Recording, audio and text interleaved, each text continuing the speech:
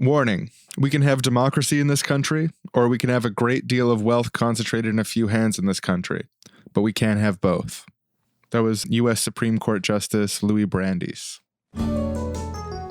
Hi there, everyone, and welcome to the Seriously Wrong podcast. I am your co-host, Sean. And I am the other co-host, Aaron. As all of you know, we're brothers. I'm Aaron Wrong, Sean Wrong. We're the Wrong Bros. And our dad, Papa Wrong. Old Man Wrong has Old been Man Wrong, very sick. Sick for quite some time. He's the person Wrongtown is named after. He started the Wrongtown Rail Service. He started the Wrong Electricity Company. He made some incredible investments at just the right time. He's the wealthiest man in Wrongtown. So he died. He was very sick, and he's died. He's passed away. His net worth when he died was $100 million. Which, in Wrongtown dollars, that's quite a bit. I'm always going to miss that generous old guy, and his generosity really knows no bounds. Yeah. He was born in nothing, just like me. Maybe just for a little context, we could play the tape of we recently, since last recording, we had the will reading. I was really excited for the will reading, and so I thought, hey, I'm going to bring the mics in. Capture this moment. Yeah. And, I'm really glad we did because I think it was the right choice. I think a lot of right choices were made in the will process. But some right choices, some wrong. Let's listen to the tape. Maybe we should roll the tape. Old Man Wrong is dead. Oh, I'm going to miss that guy, but I don't know, he could have been there a little more for us. Yeah. Yeah, he worked a little too much. He worked because he wanted to provide a future for his sons. And I mean, he was distant, but to be fair, you were the one who broke off all contact 7 years ago. He let me down so many times that it was like, why am I throwing the love of a son down a hole? Yeah, I just think you gotta be there for your family. Let's never let this guy get between us. Let's agree. Whatever's in this will, it won't come between us. I mean, I know what I'm in for. All right, so I'll open the envelope, unfold the paper, and dearest sons, to my firstborn Sean, I leave 99.99% of my fortune. Ooh. 99 is that?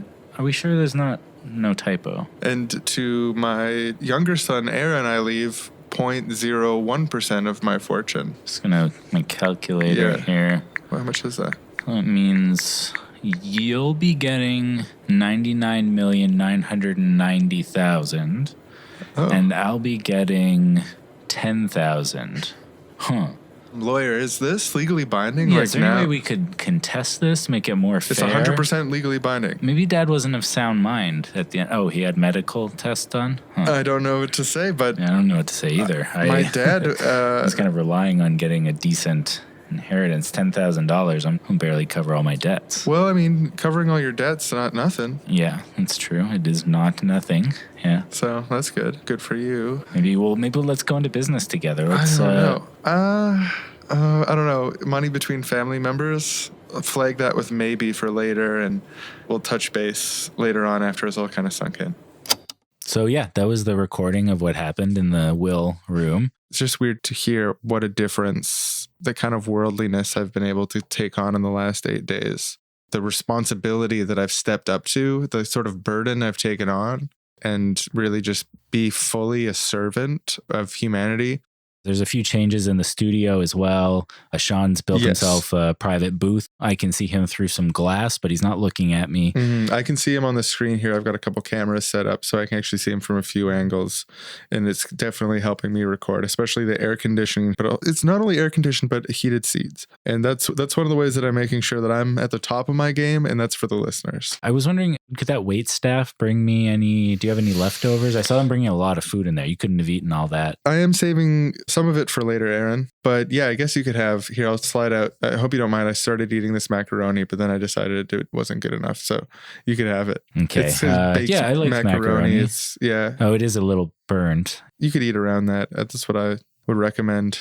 I mean, I'm not telling you how to live your life, but you could eat around the burnt macaroni, in my opinion. So I was just thinking, you know how we've often talked about how the irradiated shantytown is Wrongtown's biggest shame? Oh, yeah. No, it's terrible. It's pitiful the way they live their lives there. There's a lack of political action to making that place habitable again, building social housing. And I was just thinking, hey, you got this $99 million. I'll definitely look into it. I'll talk to my accountant. a lot of my money's in capital flows right now. So dipping into that cash might not be what Dad wanted. What if you just give me half? Give me 45 million. I think that's what Dad really wanted. Oh my God.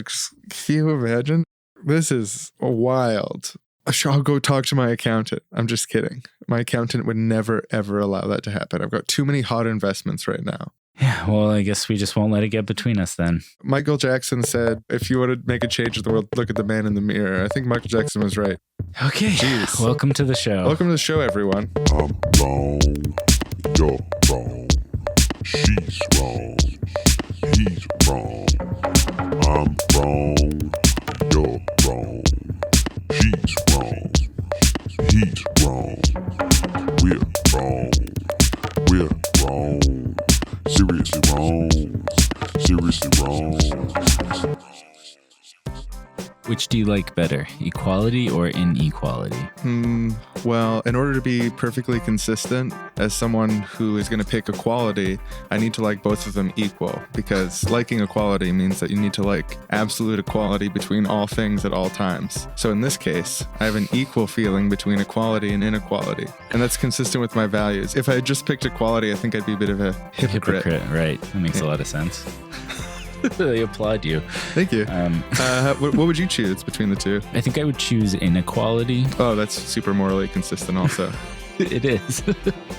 Because, okay, like sliding out of irony, I don't know. I actually don't know how much I like the equality-inequality framing, even though I like inequality framing, because equality, like you just demonstrated, it has this sort of reductio ad absurdum element to it, whereas like defining what equality means becomes impossible and absurd. Well, it's not impossible and absurd so much as people want to like completely interpret it in the worst faith imaginable. Well, as part of like a type of sophistry. Yeah, no, I mean, that definitely happens. But like, I was trying yesterday for not very long, honestly, like 5 minutes. But I was like, hey, what does equality look like? What does that mean? When we talk about income inequality, we point to, some people make this much per year, some people make this. So when we're talking about equality, we're talking about everyone getting the same amount of dollars in their bank account every year. No. Like, do we factor in cost of living? Defining what exactly equality would look like actually is really hard. Yeah, I guess right now I feel like it's really, really easy, but that's probably because I spent all morning reading like reports about global income inequality. And so my mind is very much full with what the problem is. So I know what it looks like when the problem's gone, or at least I can kind of see the path there. I also kind of buy into the argument that some inequality is beneficial in like motivational aspects. Like, we should all have enough. I just want to say that up front. Like, I don't think it's beneficial to have a situation where people can't feed themselves in order to motivate them. That's just cruel. But I do think, like, when we're playing the game of running a society, that there being some benefit to being very productive or winning in some ways is a good thing. So having some inequality is, I think, beneficial. And I'm not sure what equality looks like, but I am sure what massive detrimental global systemic inequality looks like. Inequality, unlike equality, is actually like very easy to define and like easy to put a number on to see how bad it is. There's like lots of measures you can use. And I think the goal for me isn't equality, but it's preventing unreasonable amounts of inequality, and it is preventing unreasonable poverty. It's making sure that people have enough. Mm-hmm. Like, obviously, at the end of the day, people are going to have different amounts of money in their bank account. As long as there's money, there's going to be different amounts there. Right. If you spend money, some of the money goes away. It's like you don't become, our communism's ruined. It just refills immediately. It gets taken from whoever has the most right now, and like it's a constant flow. Yeah, I don't know. It is kind of like this extremely absurd. That's actually a really weird thought experiment. The idea where like you have this nationalized banking system everyone participates in, and whenever anyone spends some money, whoever has the most right now, like it's just a fascinating idea to me, that to have this real time computer interface system where perfect equality of bank account amount is maintained. I guess, yeah, everyone would just rush to spend as much as possible. It would stimulate the economy. Yeah, that's true.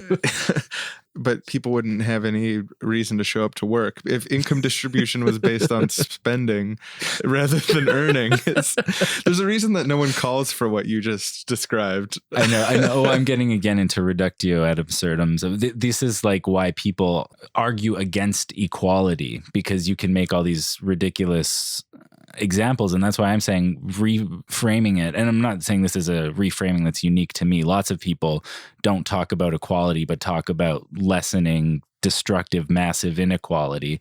I think that's the right way to look at it. And I think maintaining a bottom, a guaranteed basic outcome, is also the right way to look at it. Those two things are the goal, not equality. I think the people who advocate for equality basically mean that. Yeah. Before we go any further in this episode, let us just say that it is a baseline. It is an assumption that there's going to be differences and fluctuations in the sizes of various things. Some people are going to be more talented than others in certain things. Some people are going to be taller or shorter, fatter or thinner. They're going to have brown hair or blonde hair. There's going to be a great degree of beautiful flourishing and difference in nature and society, technology.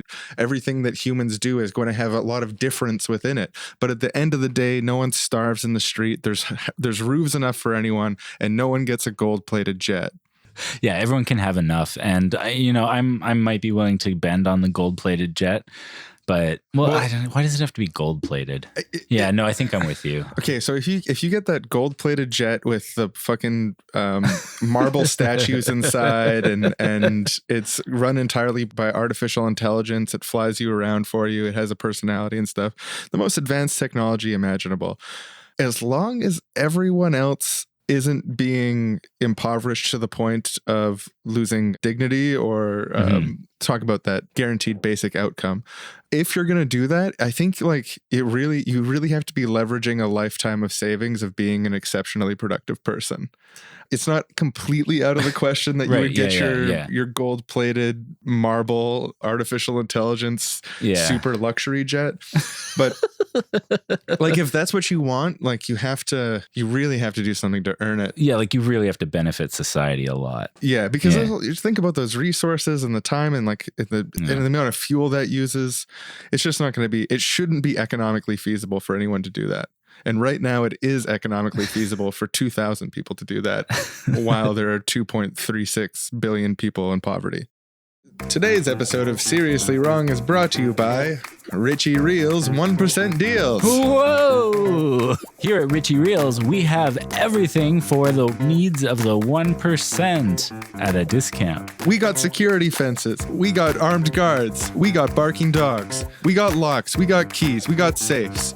We got treasure chests. We have gold-plated jets complete with their own accoutrement of servants. The luxury that you've come to expect at the lowest prices imaginable. We're going crazy giving you these prices. They make no sense. The only way these prices make any sense at all is because these prices are subsidized by the taxpayer. This gold-plated jet cost $55 million to produce, and we're going to sell it to you for $35 million, and we're going to make a profit of $15 million because it's subsidized by the taxpayers of Lithuania to the sum of $42 million. How much does it cost to take the life of someone who wronged me? Reasonable. How much does it cost to buy a court case in my favor? Oh, actually, that's not for the market, that's not bad. I can't believe how much I saved on a priceless Fabergé egg. I've never seen a high price so low. And I've never seen a low price so high.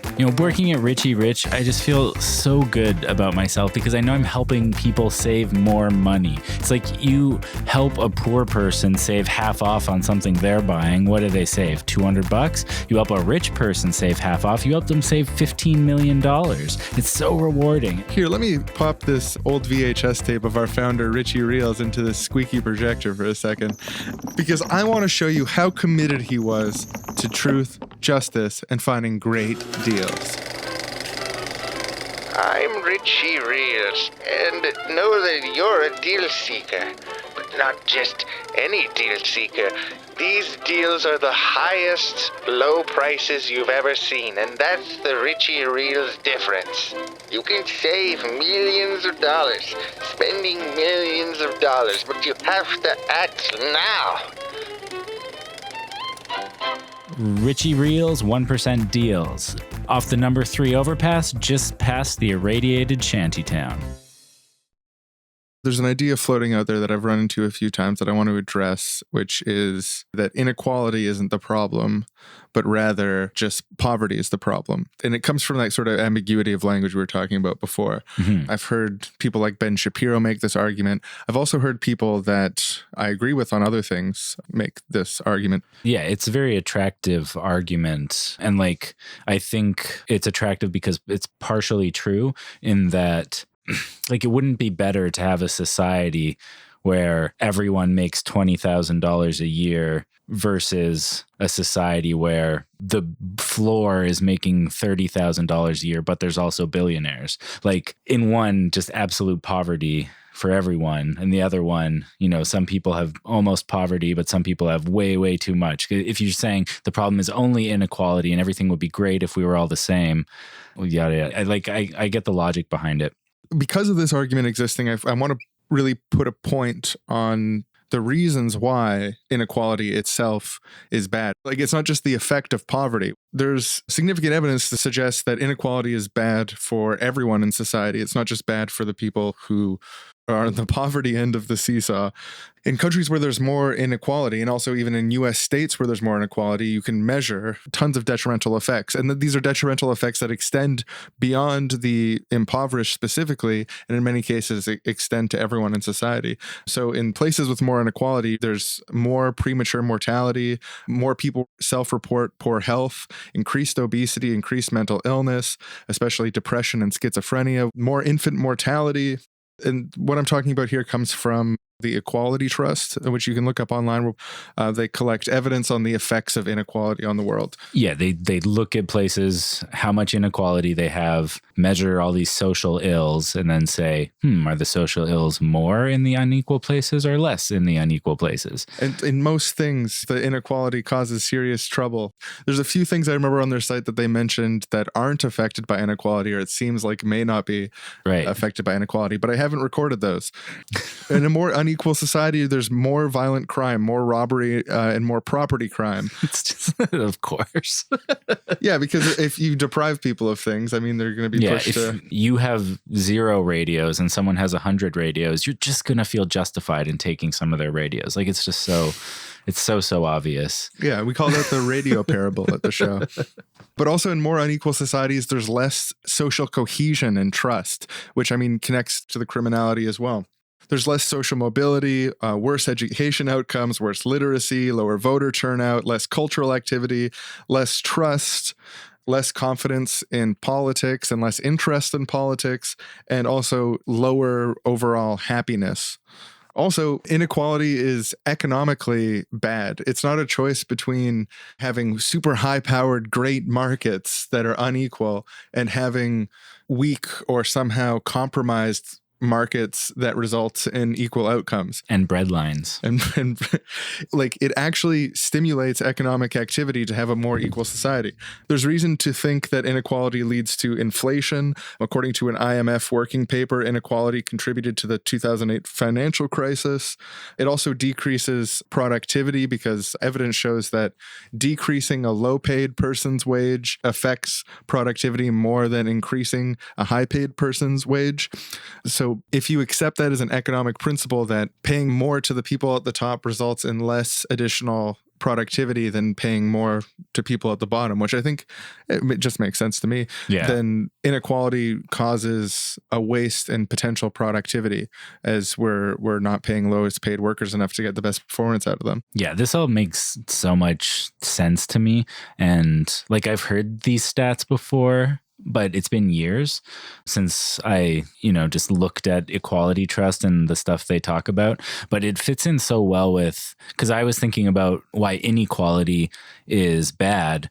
I didn't go to like information or anything. I was just thinking, creating the narrative in my head and thinking about society as a game. We've talked about this on lots of episodes. Like, we're a game playing species, and if you think about your participation in the world as learning game rules, figuring out how to play the game of society that we've set up, it's a very potent metaphor. And it makes so much sense to all of the things you just said, that if you have a game that is set up in such a way, the game rules are set up in such a way that it's really hard for people who start at zero to ever win the game. If the game isn't fair, people don't want to play the game. Like how many times do you want to wrestle with someone who is 8 times your size and will beat you 100% of the time? Like, it's not fun. And so you don't trust the game. That makes sense. You don't want to participate in the game. That makes sense. You don't have any motivation to want, like you were saying, like political engagement goes down, because if the game of society is just obviously unfair to you, it doesn't feel worth it to want to engage in that way. That reminds me of, I think, the deepest threat, the risk that our current situation, it's almost like the difference between having a cut, like inequality is a cut, and then there's the potential that this cut could get infected, where inequality becomes not just something that's incidental, but something that's systemic. And I think it's something that the cut is infected. We have a systemic inequality problem where there's a sort of permanent, deep power balance between the global rich and the global poor, and where the vast majority of these massive, massive income differences that we see in society come not from productive work, not from people making innovations that make a significant difference to society. Like the person who invented the internet didn't become a billionaire. Like I was even just thinking the other day, I was washing dishes with one of those, like, it's like a sponge on the end of a little handle, and you put soap inside the handle and it comes out through the sponge. Yeah. And I was like, holy shit, I hope the person who invented this is a millionaire. But they're not. They were. Maybe they were. I don't think they were. If they were a millionaire, let us know. Pretty sure they weren't. But like the people who really innovate and like change society, the vast majority of wealth in society doesn't come from hard work and innovation. It comes from something that economists call rent seeking, which is where you're seeking to increase the amount of money that you have, not by contributing more productive labor, but by making yourself a middleman. Mm-hmm. I agree with what you're saying, or at least I agree that that's a huge problem, and it's a huge enough problem that it's causing the game not to work. Like, it's not something about you saying the vast majority gave me a bit of an allergy, because I was like, I don't actually know what percentage of the economy and like wealth building is rent seeking. Like maybe it's only 40%. 40% is a fucking lot, and it's way too much. But I don't know if it's the vast majority, but it's too much. Here, let me back that up with a little more information. Sure, please. So in economic terms, rent is unearned income. So if you think about income as being in 2 categories, earned and unearned, there's certain types of income that are either you could think of them as unearned or being less earned or earned with an asterisk, or income that's just like hardcore, straight up earned. Like you earned $200 for pushing a rock somewhere that it needed to go. Sure. It was like backbreaking labor. You're just like really working, like that's some earned ass money. Versus, I invested in such and such company and its stock went up by this much and I've earned this much, like capital gains. It's sort of earning in a way, like it's... I mean, capital gains is a thing, because like say you invented that sponge thing, but like you have no means of producing a lot of them, of selling them to people.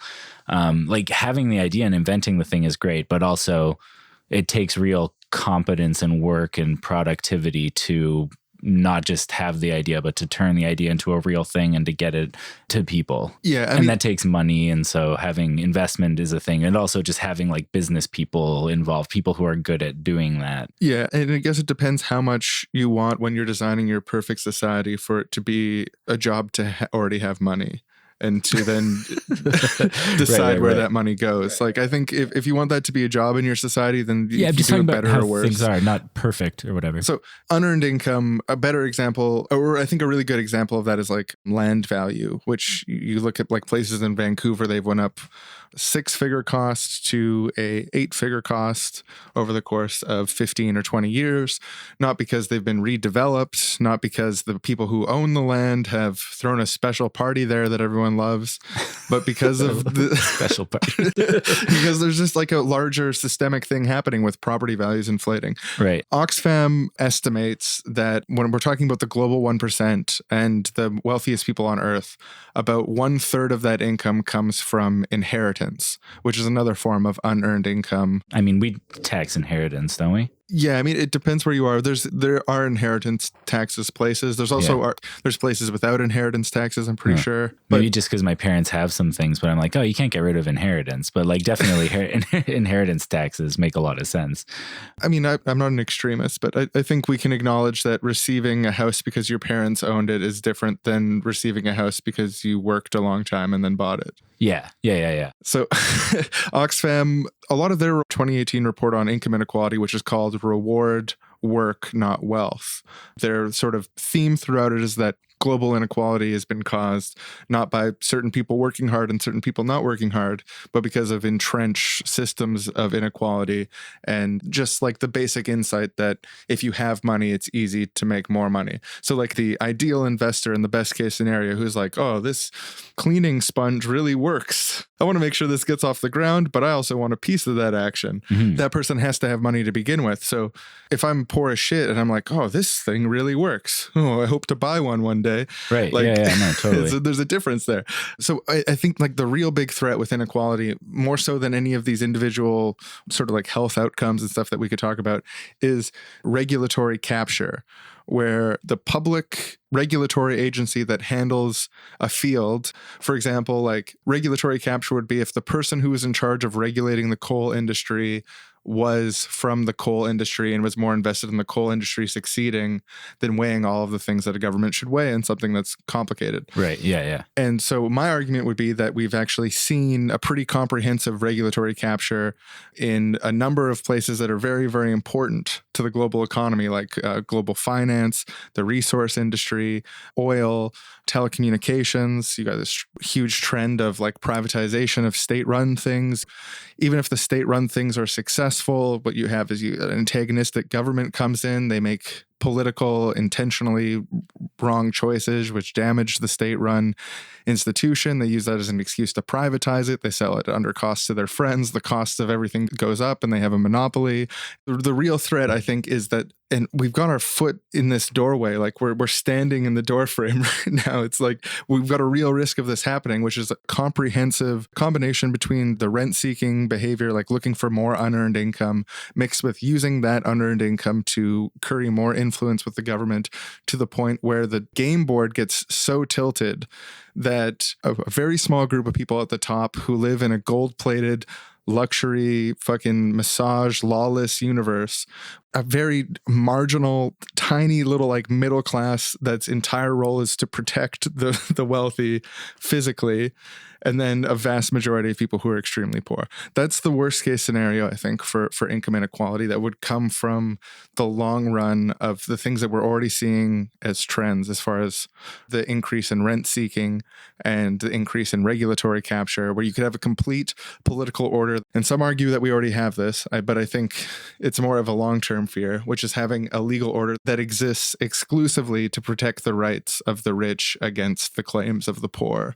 as they waste away and are used. Yeah, I mean, that is like the horror scenario. And like, I can see that we're trending in that direction. Something about the phrase permanent bugs me because you believe in the human spirit. Yeah, this isn't even the human spirit. I feel like that people who are constantly mistreated so badly that they have no hope will riot, revolution, guillotine the leaders. I guess, yeah, that's a belief in the human spirit, but it's also a belief that resentment is such a toxic force that you can't just contain it with force. It will eat you alive and it'll eat all the people around you alive. And either way, like, you just don't want to get to that point. You don't want to get to the point where the game is so unfair that it becomes this semi-permanent system where the only option for the people at the bottom to do anything to potentially make their lives better is to completely destroy the system as it exists. Like, ideally, we want to play a game that we can keep playing forever for multiple generations, and it stays fair enough. People have enough. And, there's winners and losers still, because again, that perfect equality doesn't really make sense. People are going to have different amounts of money in their bank account. Yeah, that's an allergy for me, because I'm like, well, the game, I mean, most of the games, everyone can win. I mean, like there's certain... some people can win more and some people will win less. Or at the end of the day, it's like, well, yeah, you won the game of earning the most money, but I won the game of not working myself to death. For sure. Yeah, exactly. There's not one game. The human society is a set of like hundreds of games, thousands of games. Because when you say there will be winners and there will be losers, it feels so Trumpy, and I'm just like imagining his view of a winner and a loser. I saw your face when I said that, which is why I immediately followed it with some people will always have more money in their bank account, because that's what I'm talking about. I think the human being who has love in their heart, is surrounded by their friends and family, even with a small bank account, is the real winner. Under a political system that makes sure their basic needs are met. Yeah, won the game of having a fulfilling and meaningful life. Mm-hmm. And being just a great parent and totally. And loving neighbor. 100%. My point was like, okay, when I was thinking about this topic, part of what I don't like about the discussion around inequality is that I feel like people look at the inequality that exists, and what they take out of that is hopelessness, and they feel that resentment, and they shoot themselves in the foot even more than they've been shot in the foot by the game. Like, not saying, oh, it's all your fault. Like, it's your fault you're at the bottom and you don't have money. Like, no. Inheritance is a thing. All these other factors are part of it. But then, like, these billionaires have the material victory of winning all this money, and you don't. Don't also hand them the spiritual victory of giving up. I feel that's an important message, but I also feel it's an important message that the game has to be designed so that people don't feel like giving up. Like it's all well and good to tell the people right now who are losing, like, hey, it'll be better for you if you do maintain some gratitude for what you have and some hope that you can improve your life, and you work at that. Like, that's just facts on the ground. That's a better attitude to take for yourself, for making your tomorrow better. Aaron, is that your message to the 2.36 billion people in poverty? It absolutely is. Yeah. It is. It's one of my messages to them anyway. But everybody needs to know that. Again, shooting yourself in the foot and giving them the spiritual victory as well. All those things are true. But then also, as much as you extol people at the bottom to temper their resentment and try to find things to be grateful for, that's only so effective. And changing the rules of the game so that people have enough is a very effective way for everyone. You know what I mean? It's more effective. But you have to talk about both, because the person listening to this right now who has no money, they can't change the rules of the game. You and I can't change the rules of the game tomorrow. That's something that requires political will, requires organizing. Talking about it is important. Having the ideas is important. Voting for the right people is important. There's so many things you can do to push towards that, but you can't just do that tomorrow. That's something that requires a lot of work. What you can just do tomorrow is try some cognitive behavioral therapy on yourself and change the way you think about things a little bit to make your own life better. I mean, sometimes frustration and anger and things like that, they can be motivators to action. And absolutely. That's a positive thing. But I think your point isn't lost on me. Yeah. There needs to be some level of... I'm making a distinction between anger, righteous anger, and frustration. This was also in my notes, can be, good things. I'm not someone who thinks bad emotions are bad. They're you're just in bad situations. You're arguing against hopelessness. Yeah. Just to wrap up what I'm saying is, as an individual, you have very little control over the cards that circumstance has dealt you in life, but you do have some control over how you play those cards. And that's absolutely true. And it's important to remember. The other thing that's important to remember is that people who are pushed into a corner will lash out. And the game that the ultra rich are playing of tilting the deck so hard with rent seeking, with regulatory capture, is pushing a lot of people into a corner. And they're idea of a solution, rather than untilting the game board somewhat, is to threaten the poor with more deprivation through austerity policies and right-wing capitalist ideological think tanks.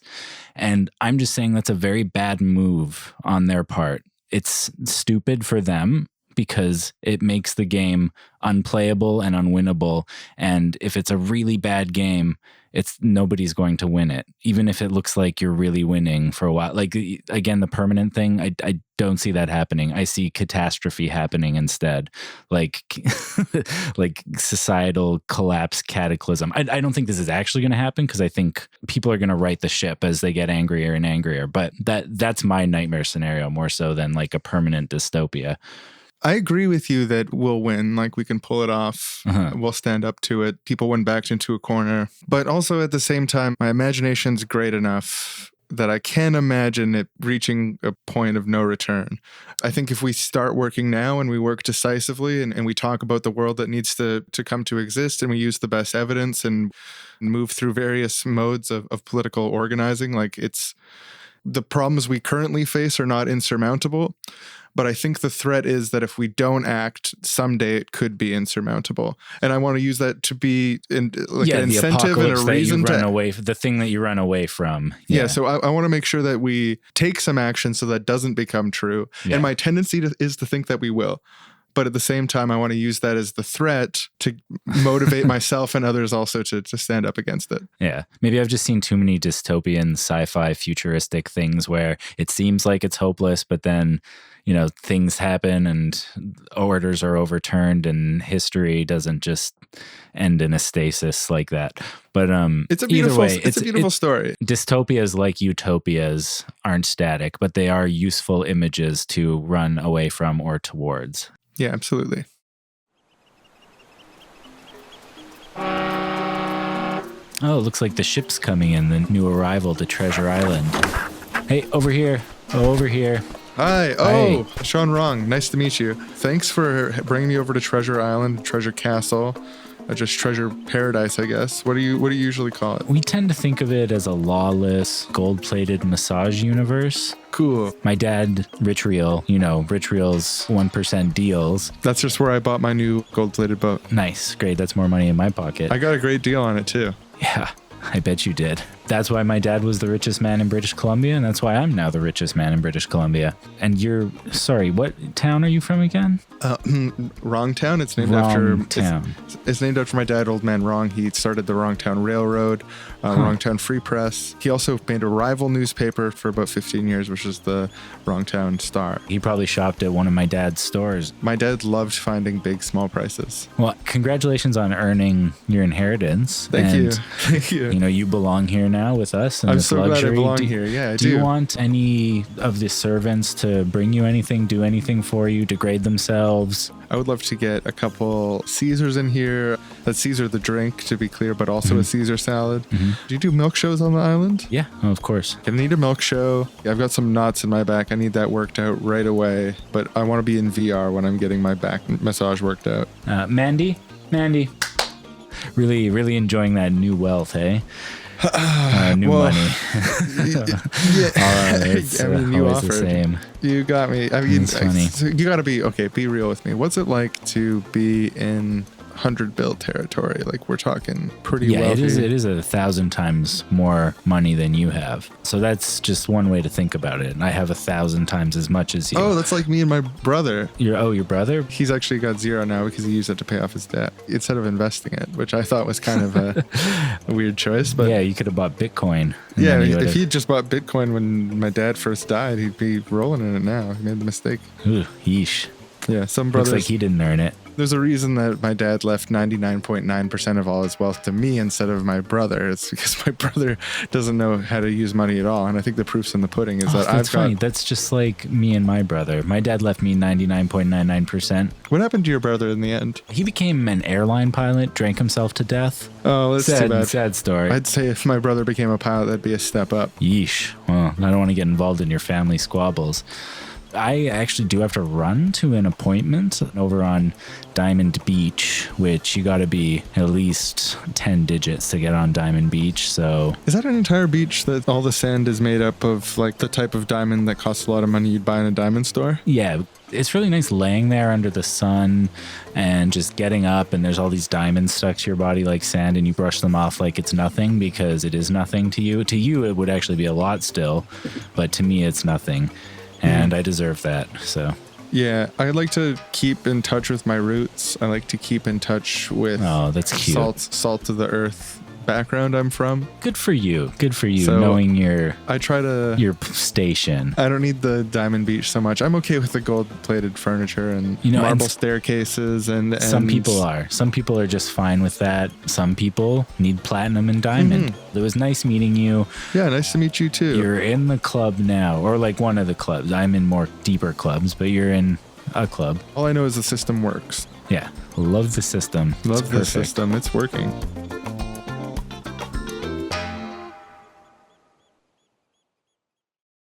So we're talking about different ideas of how bad it could get, but like, how bad is it? I understand you have information on this to present to me. I read the majority of, or the best parts of, a report done by Oxfam International. It's called Reward Work, Not Wealth, and it contains a lot of statistics about the current kind of global inequality situation. General trends that I can report is that in general, the rich are getting richer, and the gap between the rich and the rest of us is getting bigger and bigger around the world. Right now on Earth, we have a little over 2,000 billionaires and 2.37 billion people who are beneath the poverty line. And that's kind of a conservative poverty line. I saw a headline that said that 52 people have as much wealth as 2-point-something billion. I think that was actually an earlier year's statistic, and it's down to 44. Interesting. So they keep a ratio between the bottom half of the population and the top individuals. Yeah. Presumably next year it's just going to get smaller and smaller, because that's the trajectory we're on. I mean, if it's just one person who has as much wealth as half the population, that's easy. We just assassinate them. It's a simple moral question. I mean, like, it's like the trolley problem, right? Oh, yeah, exactly. You've got half the world's population on one train tracks and one gajillionaire on the other train tracks. The train is headed for the half the world's population. Do you switch the switch? Yes, 100%. Yes. Just like... that's such a funny... I love that. It makes me cringe to joke about assassination, but you put it in the form of a trolley problem, and I'm like, yes, I'll call up all my friends and we'll do it. Yeah, like I'm going to take a picture. Here's me doing like a peace sign with a big smile, my tongue out. As I pull the trolley lever to move the train away from the bottom half of all human beings towards just one individual who is profoundly... Think about how productive that guy was. That's true. And when we lose them, I'm sure the whatever it is, phones, telecommunications in Mexico or whatever at the time, it's makes you the richest. It's Amazon. It'll just collapse. Yeah, I wonder if Amazon would collapse if we assassinated Jeff Bezos. You know, I really got to actively cringe here about assassination. I don't like it. I'm just trying to make you uncomfortable. Just say trolley problem, Jeff Bezos. The Jeff Bezos trolley problem.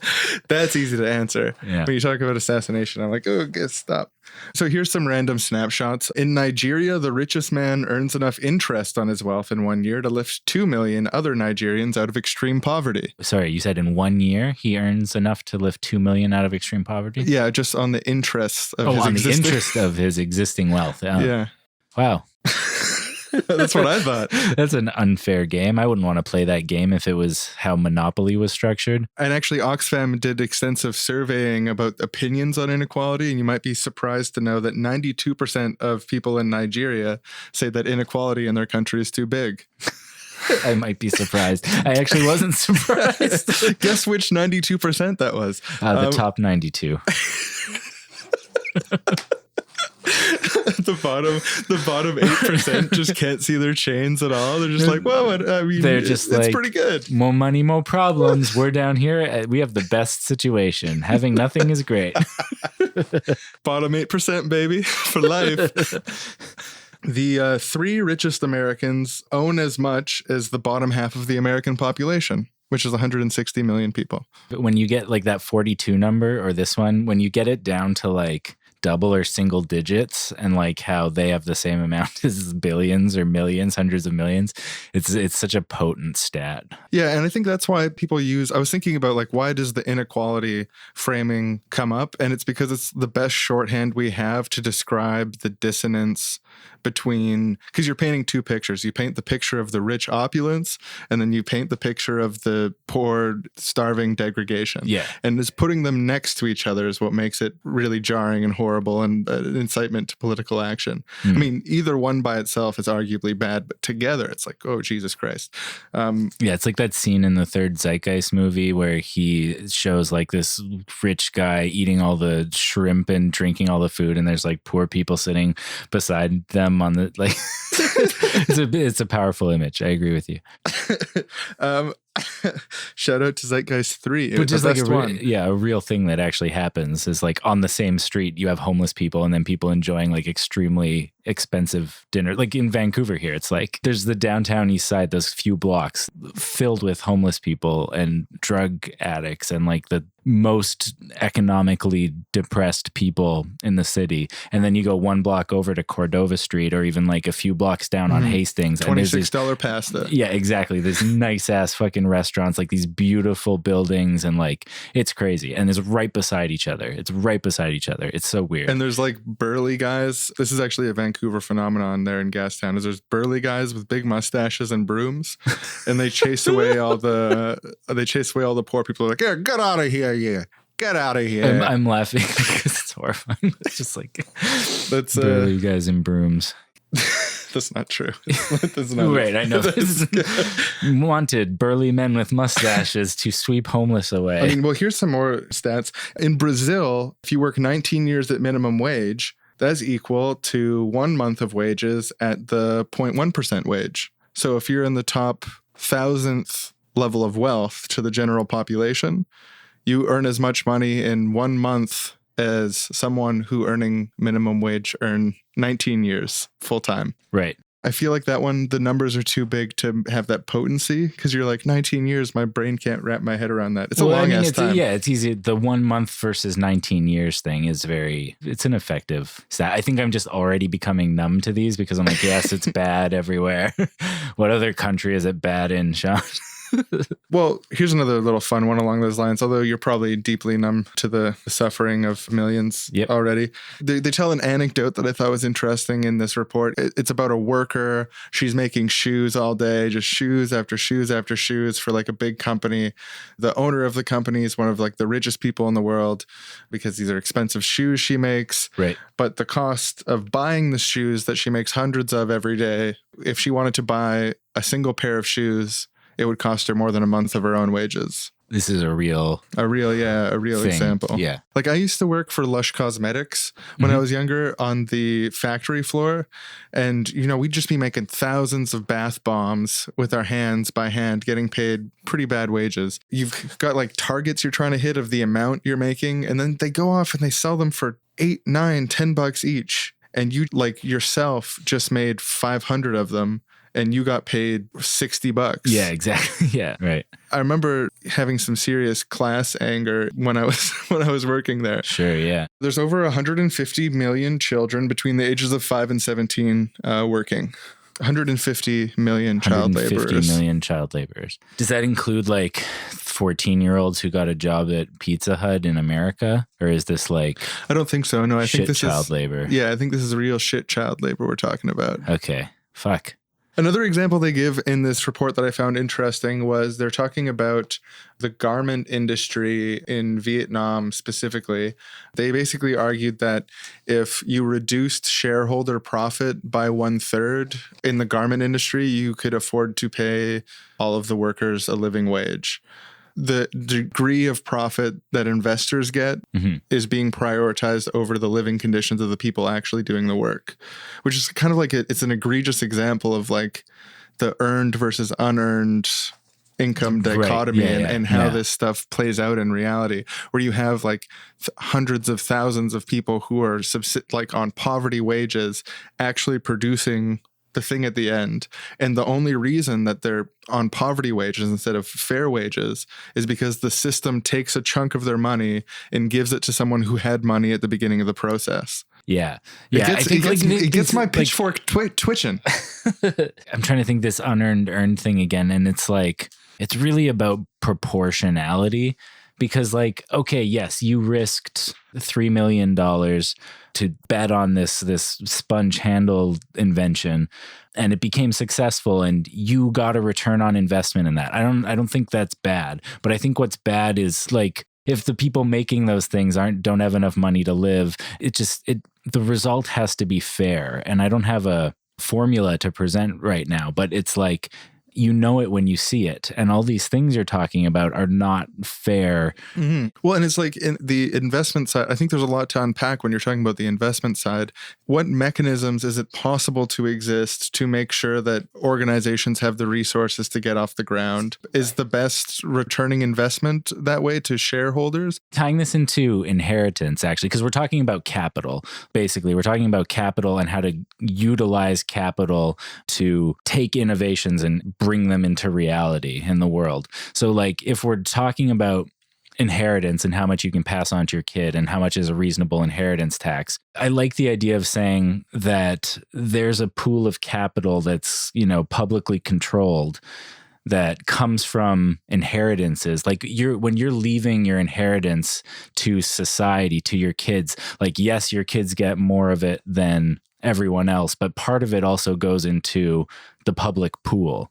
And the public pool is this sort of like this well of capital that not just rich people have access to, but that anyone with like a solid idea and a business plan can get access to through mechanisms that exist. I just thought of the idea of like inheritance being a thing that doesn't just go genetically to progeny, but also from people who've built a lot of wealth to the world. And like you pass that inheritance down to both into these different pots. And I know what you're thinking when you hear capital well. You're saying, oh, well, what if the capital well gets corrupted and the rich start only giving out money from the capital well to their rich buddies? Well, first of all, I have to agree with that concern. If rich people got to keep 100% of their inheritance money and pass it on to their rich buddies, that would be a tragedy. And it's something we need to stop. So I agree with you there. The second thing I agree with you on is that we need to have strong protections to make sure that the rich can't influence our political system. Because the number one way to keep the capital well working for the people is to make sure that you can't use your money to buy yourself political outcomes. So that implies a whole set of other reforms, which I strongly endorse. So I agree with all your criticisms and concerns about the capital well, but I also, this capital well idea, let's do it. I like the idea of separating when you talk about like an inheritance tax, taking inheritance money and not putting it in general revenue, like putting it to a special other place. That serves the function of inheritance for all the people who don't get an inheritance, of like, if you got something useful and you need money to back it up, like this is an option for you. You've talked about how bad it is, but like it's also getting worse, right? Did you say that? Did you have a stat about that? Even if you don't have a stat, but just like, it is getting worse. Like this isn't a stable, bad amount of inequality we're talking about, like these numbers. This is a trend. Yeah. So for example, we can look at the top 1% of the population. They get about a 13% raise every year on average. The bottom 99% of the population gets about 2% raise per year on average. So there's quite a staggering difference. And also there's economists who have analyzed Panama Papers details, and their estimate is that the top 0.01% of the global population has a tax avoidance rate by their estimate, based on publicly available information, between 25 and 30% of their owed taxes are never paid. When compared to the general population, that is 99.9% of people, the general tax evasion rate is about 2%. So we've got a group of people who are like using international tax havens and stuff like that. The global 0.01% is making an obscene amount of money that we can barely imagine what it would be like to have. They're also evading paying their legally owed taxes 15 times as much as the average population. Right. Which is also proportionately scales to the size of their income for how much they're actually evading in dollars. And again, this is a trend that the tax evasion's been getting worse. The inequality's been getting worse. It goes on. And the other aspect to the global inequality crisis that I think just merits a moment of reflection and discussion is the gender aspect to this. Where we have our 2,000 billionaires, 9 out of 10 of them are men. A lot of the poorest people on earth who work the longest for the lowest wages, they tend to be women. There's 18 countries where husbands can legally prevent their wives from working. There's 100 countries where women are not allowed to do the same work as men. There's no protected right for women to enter any field. In 46 countries, domestic abuse is legal. And I don't have the statistics on hand, but there's been debates about what type of inequality of income exists between men and women. There's certainly examples you can find where there's a staggering difference in a field or a less staggering difference in another field. There's people can justify it one way or another. But if you look at the statistics on wealth disparity rather than income disparity, like how much money is held by women versus how much money is held by men, it's a staggering difference. Oxfam estimates that about $10 trillion of unpaid labor is done by women every year around the world. If you start affixing monetary values to the everyday care that women do in families in third world countries and stuff like that, they say it amounts to $10 trillion worth of labor. So I think that's just an interesting angle on the inequality stuff. Yeah. I really like the idea of paying people for labor in the house. Obviously, that would disproportionately benefit women. But having a kid and raising a kid well is an investment in society. And it makes sense to me that society would pay for that work. I think that would be great. And I would just love to get paid for doing my dishes and cleaning my apartment. Like, it would motivate me to do that. I would love that. So, oh yeah, no, I'd make a little extra time for sure.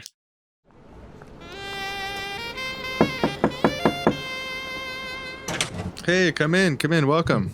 Mi casa, su casa, man. Thanks. Thank you so much for this. My brother kicked me out of the house and, I'm going to find my own place. But for right now, I just don't have somewhere to stay. I maybe could have done a hotel. I could have swung it. But this works a lot better for me. I'm sorry if it's an imposition. But no, it's all good. When someone's in need, you help them. That's the way I was raised. Right. Me too. And God, Sean, I don't want to just talk about him behind his back, but you'd think he could let me stay there a little bit longer. Or maybe, I don't get what's going on between you and him, but it seems pretty wild. Yeah, money seems to have changed him. I don't want to say that, and I hope it's not true. I hope he comes around, but he's been acting like a monster, frankly. Yeah, I don't get the kicking out his brother thing. Yeah, and I asked him to give me half of the $99 million, and he laughed at me. He just said no. It's take your $10,000 and that's fine. It's basically nothing. Your dad works for his whole life, starts Wrong Town, it's named after him. You expect a little something, when he dies. But I got a little something. It was a real little something. I paid off my debts. Whoop-de-doo. When you were expecting millions, it's shit. Anyway, you're a doll letting me stay here. Yeah, no problem. Feel free to take my couch until you can get on your feet. Try to got any food in the fridge? Try to do right. Yeah, we do. There's some leftover. Actually, maybe just don't. Anyway, yeah. Were you? Yeah, I guess you can just go to town on those.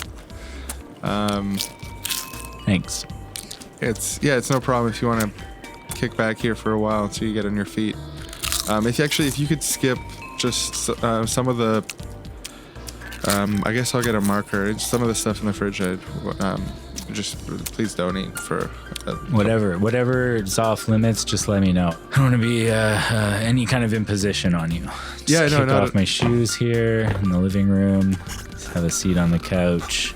Mind if I turn on the TV? Watch what I want to watch. Yeah. I'm just gonna get started on dinner, and feel free to kick back and just welcome to the house. And thank you so much, man. This is you're amazing. You're my savior right now. Yeah, it's no problem. Not like my fucking brother. God damn it! Still can't believe that $10,000. Your brother got a lot more money than you. He did. I don't get that. That's fucked. Thank you. Yes. But also, you did get a lifetime of being the son of someone who's very wealthy. Yeah, you saw how that turned out. I'm living on your couch. Yeah, but you've lived this entire life. How old are you now? 36? 37? Both. And you've been living in your dad's house this whole time. I mean, you got your little podcast, but I've never known you to have a job. I haven't needed one before this. Yeah, I mean, you haven't. Yeah, that's it. Now I have to get a job. Shit, that's a bummer. Yeah, and your dad gave you $10,000 to pay off your debt. And I mean, I don't think what happened was fair, but look at me. I got 2 kids. I work, come home, single dad, cook for them. Yeah, that's what I do. You're doing great. Yeah, you keep those kids roof over their head. It takes it takes a lot in this economy. I've got debt right now. I wish someone would leave me money when they died. Didn't your mom leave you any money when she died?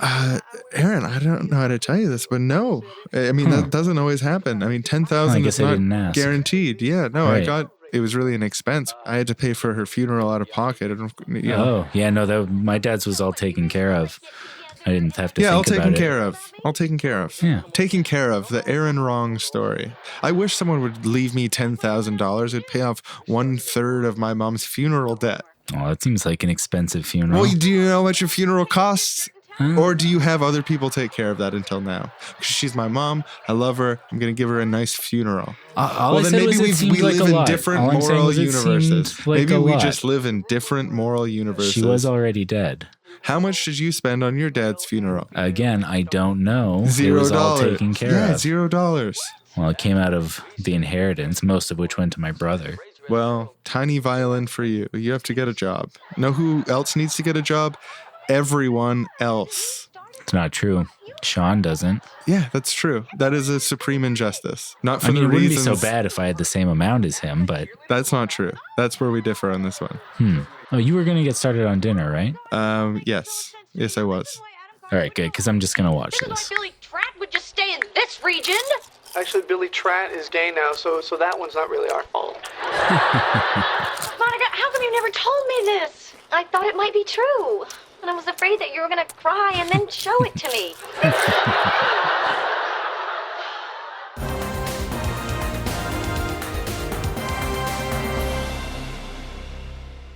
In California, you're supposed to stop for a pedestrian at a crosswalk. And in a recent study, some 90% of drivers did, except for those driving luxury cars. Drivers of those BMWs, those Porsches, those Mercedes were anywhere from 3 to 4 times more likely to break the law than drivers of less expensive, low-status cars. UCal Berkeley's Paul Piff led a series of startling studies. By the way, there's candy there. It's actually for children for another study, but you're welcome to take a few pieces if you want to. Wealthier participants took 2 times as much candy from children as did poor participants. We did not expect to find this. Our findings apply to both liberals and conservatives. It doesn't matter who you are. If you're wealthy, you're more likely to show these patterns of results. Results consistent across 30 studies he's run on thousands of people all over the United States.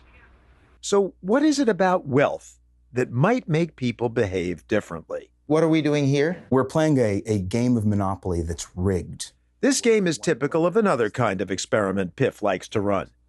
Instead of studying actual rich people, Piff gets subjects to feel rich in the lab. The designated Monopoly money bags starts with a few legs up, $2,000 versus the poor man's $1,000.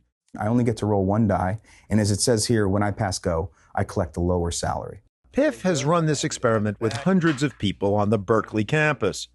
The rich players are determined randomly by coin toss, the game rigged so they cannot lose. When we asked them afterwards, how much do you feel like you deserved to win the game? The rich people felt entitled. They felt like they deserved to win the game. And that's a really incredible insight into what the mind does. Start to attribute success to your own individual skills and talents, and you become less attuned to all of the other things that contributed to you being in the position that you're in. Those in the role of top dog began to bark like one. And so I get the $200. Yep, you get $200. Well, give me $140 because I'm going to buy Mediterranean. Now listen to the way that you just spoke to me. It's very directive, almost like a demand. Those arbitrarily assigned the role of low dog became more nearly man's best friend. If I take someone who's rich and make them feel psychologically a little less well off, they become way more generous, way more charitable, way more likely to offer help to another person. When you first were telling me about this, and you're just like, and then the people who got the unfair benefit in Monopoly, when you asked them if they thought they'd earned their win, and you don't even have to finish talking and just like couldn't stop laughing. It's like, oh man. Yeah. Also, when I first told you about how the rich participants would take twice as much candy from babies, your suggestion was they were trying to protect the children from tooth decay, and they were actually the benevolent rich. Rich people better planning for the future, and they just wanted to bestow that benefit on these impulsive kids. Very noble candy taking from babies. One counterpoint I've heard, because I mean, it sounds almost kind of malicious when you're saying like, they'll take candy from babies. They'll cheat on tests. Yeah, they'll run. When you say take candy from babies, you do tend to picture like Mr. Burns stealing Maggie's candy in that. Yeah, we Simpsons now have episode. Experimental data to back up that scene from The Simpsons where Mr. Burns steals candy from Maggie. It is different to take it out of the baby's hand directly than to like everyone took some candy. They were offered some candy. Just the rich people felt like more entitled. Yeah, exactly. And they felt more entitled to the pretzels in the bowl during the Monopoly game. But I mean, I guess that makes sense, of course. Like if you just can get most things, I don't know, like I feel entitled to breathing clean air. if having access to private jets was as natural to me as breathing clean air, I might start to feel entitled to it. I'm not saying it's good. I'm just saying I understand the acclimatization mechanism at play there. There's an appealing narrative that the upper class people in these experiments are just showing morally bad behavior, and that's like appealing. But another potential angle on it, a friend of mine raised that there might be a third factor that affects both the fact that they're rich and the fact that they're making these decisions, that reading is immoral when they're actually better understood as like risky decisions, that rich people are less risk averse than poorer people, and that by being put in a higher status position with like a Monopoly game is creating that temporary rush associated with that higher status position, which decreases risk taking. So that might include like the social risk taking of like realizing that there's no risk in eating more pretzels or speaking loudly or making demands of each other. And like, I mean, I more tend towards the explanation that being rich and having power brings out these kind of like domineering sides of people. Well, I mean, both of those things make sense. I don't even like really see that much of a difference between those two explanations. Well, like, but you're throwing the word moral in there, just like you can just say that being less risk averse in certain situations is immoral. Like, especially the one about driving through crosswalks without stopping. Yeah, or cheating on a game for $50. Yeah. It's a shitty thing to do. Yeah, it's like saying, oh, it's just because they're less risk averse doesn't make it not a shitty thing to do. Yeah, a different framing for the same phenomenon. It's interesting because like when I encountered it, it felt very much like, oh, like we can explain this way, and like don't take your pitchforks out yet. But it's like, no, I think the pitchforks should stay out. Oh, see, I wasn't even, even if it's like being richer makes people more domineering, I'm like, that doesn't mean pitchforks necessarily. When I was thinking through this idea, and I had my two recommendations of we need to make sure that massive inequality is tolerable. It's at a fair place. It's a place where the game is still fun for everyone. And we also have to make sure that there's this enoughness. And the question that I wanted to ask was, how much is enough? And I found this statistic, which is that according to a 2010 Princeton study, they were looking at the question, does having more money make you more happy? And what they ended up finding was that more money does increase your happiness until you reach $75,000 per year. And then once you have more than that, like it's nice, you can do more things. People like having more money, obviously, for many reasons. But having less than that is when you start to feel real deprivation. And that's a lot of money. Like I can't even imagine making that much money every year. I mean, I can imagine it, but I've never made maybe half that at most certain years. It's twice as much as I think my peak so far. But when I think about that, I'm like, yeah, I would just breathe such a fucking sigh of relief to make $75,000 a year. It would just feel like no matter what, things would be okay. So to me, like there's lots of different ways to measure enough. And one of them is like, oh, you have your basic human needs taken care of. You're going to keep surviving. But I really like this happiness one because it's like just the bare minimum to not have the amount of wealth you have a negative impact on your emotional well-being. It's an important line. And it's at about $75,000 per year. So I think a fair game would be one that provides people with that basic level of emotional well-being. And that's not to say everyone just gets $75,000 a year, be combinations between food programs, shelter programs, guaranteed minimum incomes. And there's lots of ways to get at this amount. $75,000 is just one way of putting a number on it that I think is really potent because it seems like a lot of money. I don't know. It's enough. It's really enough. Because I know I can hear the person saying like, you can't do that. $75,000 per person is too much. And I think there's something kind of right about what they're saying is that if you gave all 7 billion people on Earth the resource extraction capital direction of someone in the first world who was earning $75,000 a year, our resources wouldn't be able to keep up with that. But I think what it is about what's the feeling of having $75,000? Like, because we're talking about feelings. We're talking about happiness. Yeah. So we want everyone to feel like they got 75 grand. Yeah. Like that's. But yeah. And again, that doesn't mean everyone gets a speedboat. Like $75,000. Yes, you can buy a speedboat. But like if everyone has access to a speedboat, that's the same thing. Yeah. From a feeling standpoint, but it's far less resource intensive. I think probably what you're talking about is $75,000 in the United States, right? Probably. Yeah. And so for context, in the United States, if you have an illness, you need to pay a shitload of money out of pocket to continue living. What concerns people? Lack of housing, lack of food, lack of medical care, not having access to opportunity because they don't have education or careers, etc. Having zero opportunity to travel or have fun night outs on the town. Or buy something nice because you like it every now and then. Or, God forbid, eat in a restaurant. When we talk about $75,000 in the context of America in the year 2010. $75,000 in 2010 in the United States is not something that's permanent in history. It's a measurement of a time and place and the command of resources that you get. But I think we can, through things like universal basic services, looking to an investment-led economy that's people-centered, where we invest in people in the future, give them room to thrive and stuff like that. In that context, the actual basic income payout to feel like you have 75 grand might almost be nothing. Like, because if you've got the house, if you got your telecommunications, you have enough spending money that you can get new clothes when you want it, and you can go for a night on the town sometimes. You've got a way to get around in a consistent and reliable way.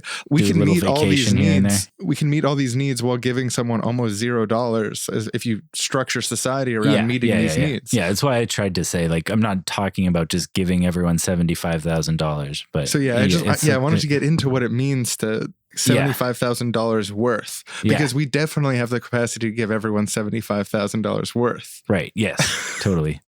So, like, I think obviously we have to find ways to reduce inequality, causes all these terrible social ills, is potentially leading to a nightmare dystopian permanent scenario where a small wealthy group of people rules the planet forever. So it's really important that we turn this around. Let's turn it around right now with our friends at Oxfam. They gave a list of recommendations based on their report for ways that we can, through the legal channels that exist on Earth, governments, put a cap on this inequality stuff. I'll just sort of breeze through them. You can hop in and we'll talk about it whenever you feel right about it. They suggest getting timelines and action plans to set government targets for the ratios of income, saying that the total income of the top 10% of the population should ideally be at a maximum ratio to the bottom 40% of the population. For the best outcome, that you would structure the incomes in society that the top 10% of the population as a whole is only earning 4 times as much as the bottom 40% total. More focus on inequality data, actually measuring and producing reports on inequality, particularly reports and information on the top 10% and the top 1%. Government clampdowns on democracy is another thing that's coming up in the report as like a trend around the earth right now, is moving away from democracy and it being related to income inequality. So they advocate protecting free speech and association as basic rights, putting gender equality initiatives in society, putting incentives on co-ops and workplace democracy, like giving preferential tax rates to more moral organizations, mandatory due diligence for multinationals to ensure that their workers are paid a living wage at every level of it. Something like Coca-Cola has the scope to actually ensure that everyone who works for Coca-Cola Corporation, no one is impoverished. Should be a requirement of them to participate in society. They advocate for limiting shareholder returns, so not having shareholder returns. Are they unlimited right now? I don't know anything about how this works. Yeah, I think they're theoretically unlimited. Just like it's proportional to how much money the company's making and whatever the deal is that the shareholders get in return. And right. How much they bought in for at the beginning. Yeah, and, right. Yeah. How many shares they have. They suggest mandating a 20-to-1 ratio of income between the CEO of an organization and the median income of all the workers. So not like the lowest paid worker, but the average among all of the workers. 20 times more than that should be the cap on CEOs. They didn't use these words, but commit to universal basic services and a real social safety net. But basically, they were advocating for what we were talking about when we talk about universal basic services or universal basic outcome. Prevent exclusion from health and education based on income and expand the public sector.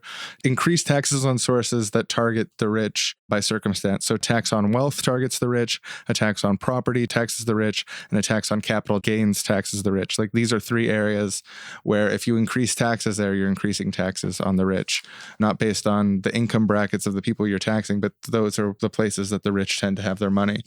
They also advocate to end the use of tax havens and create new international tax standards to reduce global inequality. They basically suggest building an international framework where rather than have different jurisdictions say like, oh, come here, we'll lower taxes for you specifically if you move your business here, and that it creates like a race to the bottom around the world.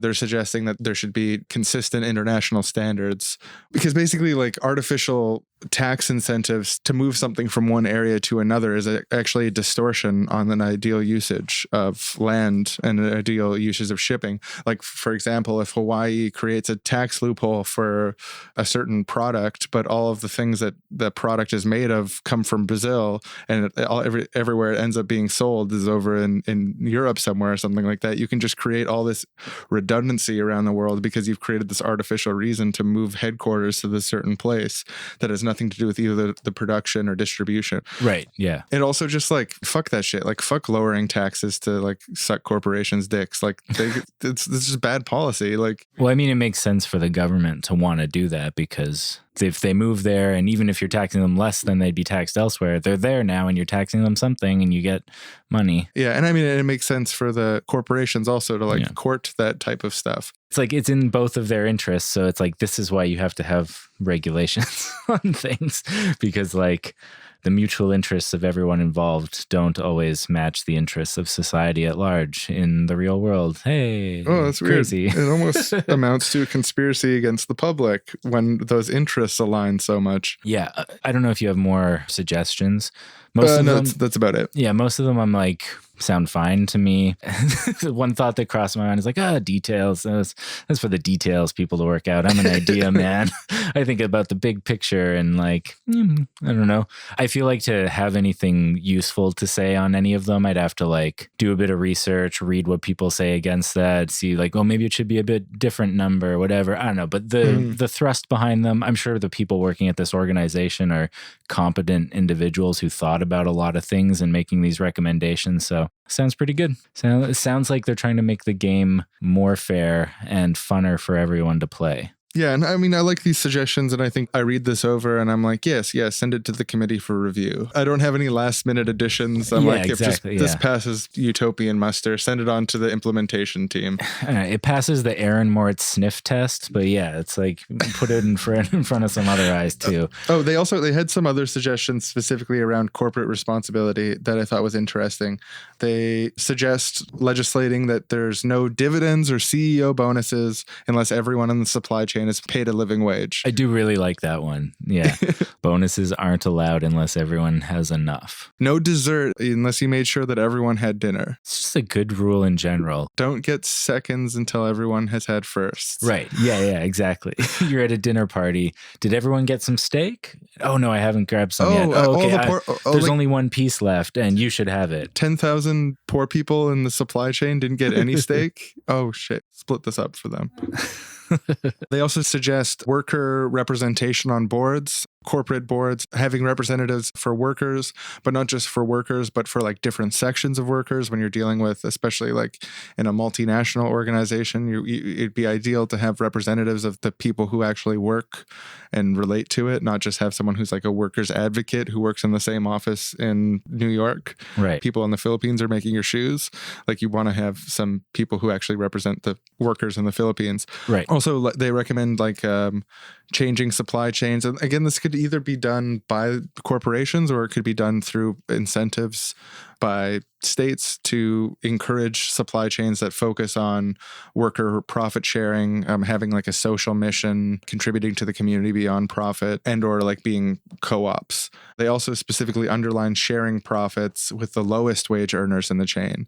That like when dividends are being paid to shareholders, like let's say that all the shareholders have already got their money back times 2, and the corporation exists and makes money. It's still making money. It doesn't need any shareholders to keep ticking along.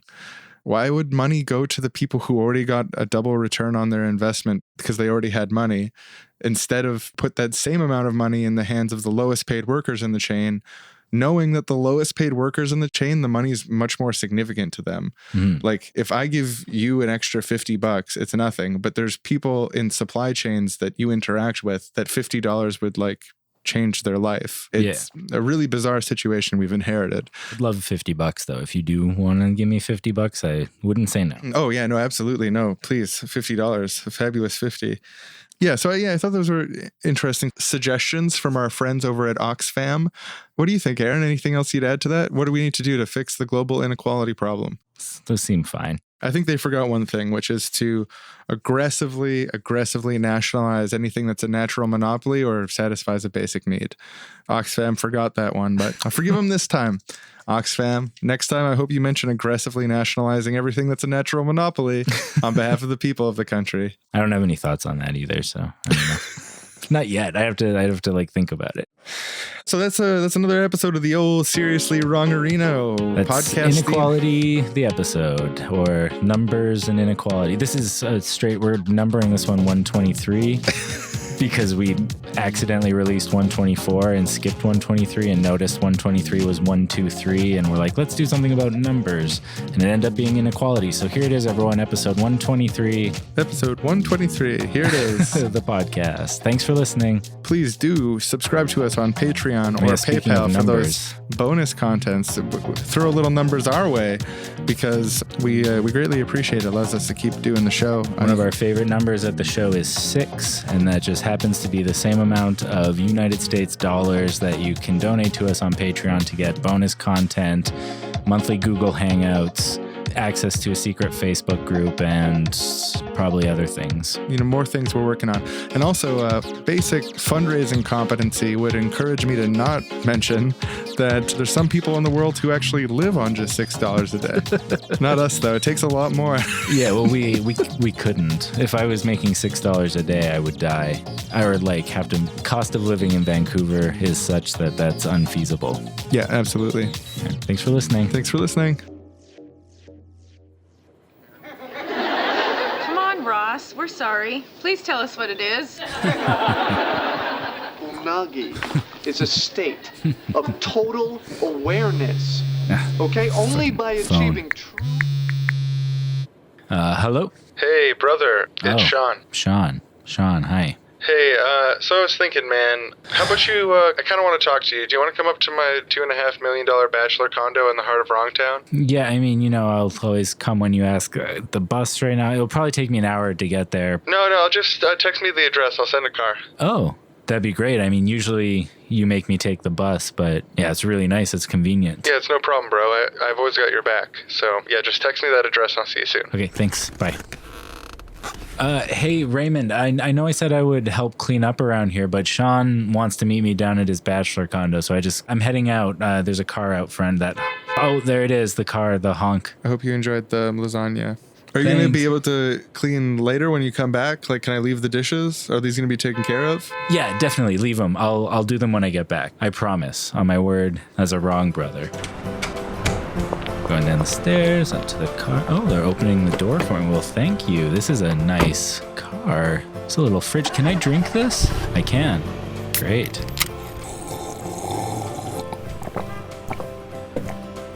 That napkin dispenser has $100 bills in it. Whoa, that's wild. I can just take these, right? Anything back here is okay to use. It's wild.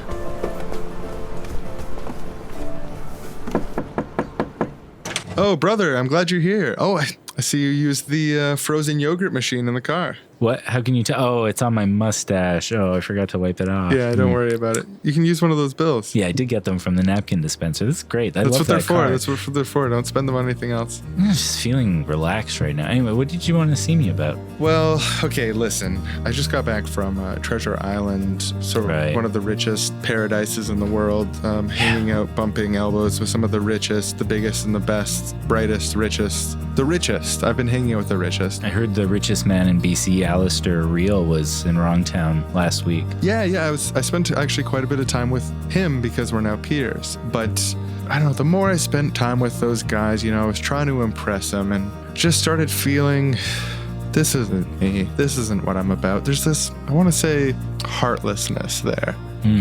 That really makes my skin crawl when I look at that type of wealth. And I was like, I'm above that.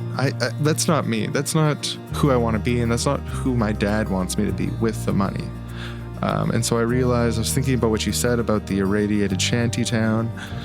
And so what I'd like to do is put aside a few $1 million, hire you without a resume to help clean up Shantytown, make it not irradiated anymore, move the vagrants out, and then build luxury condos.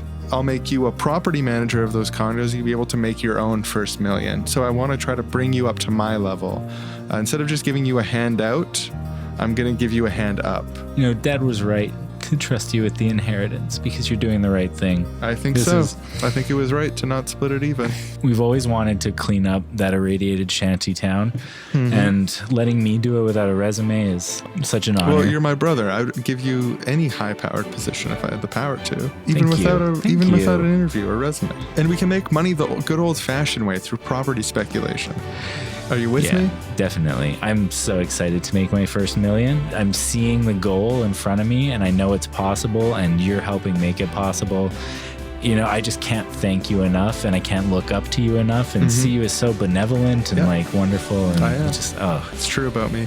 And I think in a way, you're kind of luckier than me because, not only do you get to actually earn your first $1 million all over again, which I'd be so jealous to try. I still remember when I first earned my first $1 million. I've even got a tape of it. Yeah. Is this legally binding? It's 100% legally binding. Not only that, but you have such an inspiring role model that, I haven't had since Dad passed away. So even though Dad passed away, you still get to keep the role model aspect, which I've lost. You're right.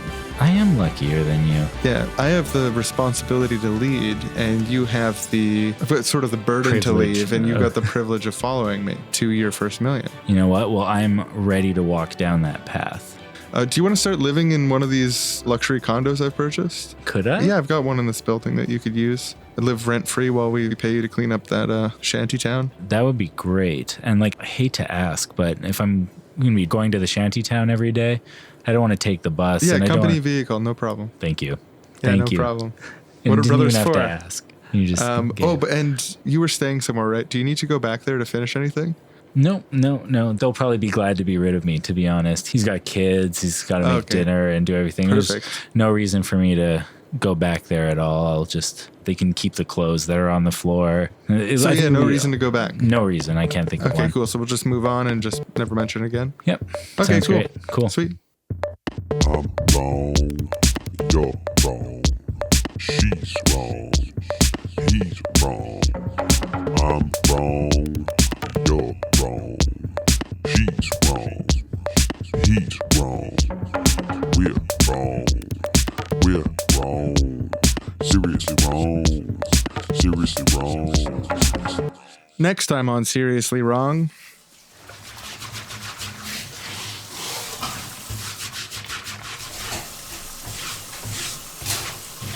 Yet more unpaid domestic labor from Aaron's friend who gave him lasagna for free and let him stay on his couch when he needed help.